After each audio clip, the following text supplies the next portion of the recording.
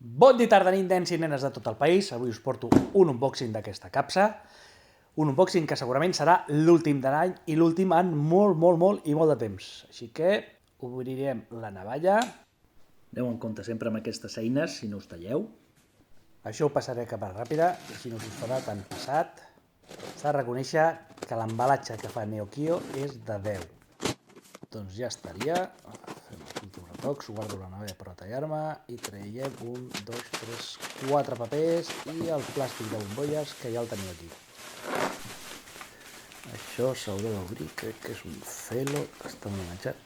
Agafaré un altre cop la navalla i farem un tall aquí, l'altre tall aquí, l'altre aquí. I ara sí, mira, ara ja podeu veure que es comença a veure el primer que hi ha a la capsa, que és el... és molt grossa, no pensava que fos tan grossa. Doncs és el número 11 de la Psycho Jam, amb la portada de bola de Drag Daima.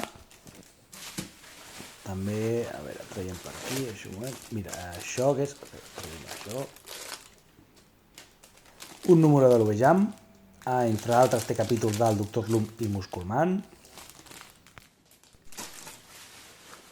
Per aquí, això són 3 cartes incloses a la UV-Jump, que us van per aquí.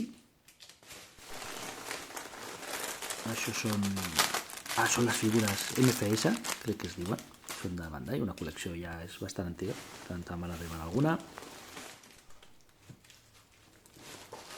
Aquesta revista, si no m'equivoco, és la Jam Ryu, és del 2007, em sembla, us ho dic ara de memòria, està nova, sense obrir. I mira, això és una altra figura d'aquelles veig. I aquí tenim, ara sí, l'UV-Jam del mes de desembre, amb la portada de Dragon Ball Daima, aquí la publicitat de l'Sparking Zero. Encara que no us sembli, no sóc gaire de comprar revistes, però aquest mes m'he deixat portar, sobretot per l'estrena de bola de Drag Daima. Vale, i el que hi ha aquí, doncs, és una peça molt emocionant, que em feia molta il·lusió tenir. A veure què ha hagut això. L'OV-Jam Cacau. Doncs és una peça potser de les més antigues que tindré de la meva col·lecció. La veritat, tampoc és que jo tingui una col·lecció, això fora. Tampoc és que jo tingui una col·lecció envejable, amb el que podem veure a les xarxes, però això crec, mira, li fotrem un tall aquí. Això em feia molta il·lusió tenir-ho, un objecte que havia vist fa molt temps i, mira, ja ho veieu aquí. És el joc de taula de bola de drac. No sé si és el primer, el segon, l'últim... No, es veu que és de 2 a 4 jugadors.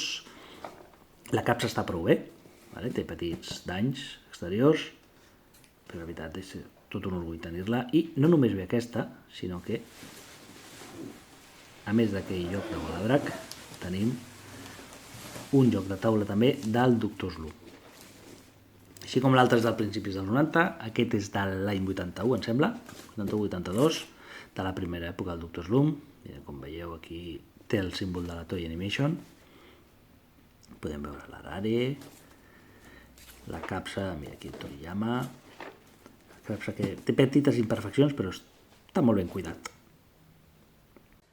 I ja per acabar, un petit resum del que venia a la capsa. Comencem amb les 2 revistes de bola de Drag Daima, l'OV-Jam i la Psycho Jam.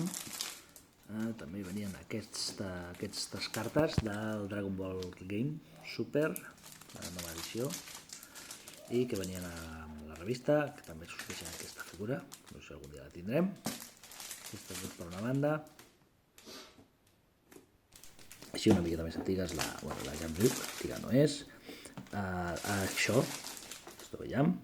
I sobretot els 2 jocs del Dr. Slump i la bola de drac, que us faré un unboxing. Estigueu atents, gràcies per veure el vídeo, ens veiem a la propera i doneu like i sigueu feliços. Adeu!